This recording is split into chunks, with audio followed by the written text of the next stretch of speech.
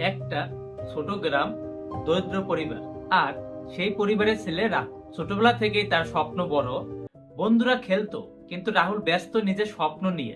পড়াশোনা, নতুন কিছু শেখা তার প্রতিদিনের অভ্যাস। পুরনো রেডিও বা ভাঙ্গা জিনিস নিয়ে সে শিখত কিভাবে কাজ করে, নতুন আইডিয়া খুঁজতো, কোনোদিন থেমে থাকতো না।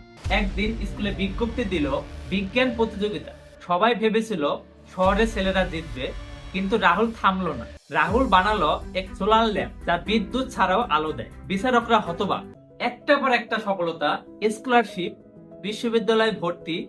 রাহুল তার স্বপ্নের পথে এগিয়ে চলল। গবেষণা, পরীক্ষা, নতুন আইডিয়ার খোঁজ তার প্রতিদিনের কাজ। হাল ছাড়েনি কখনো। আর রাহুল একজন নাসার বিজ্ঞানী। আমার ছিল না টাকা, ছিল না বড় শহরের সুযোগ, কিন্তু ছিল স্বপ্ন।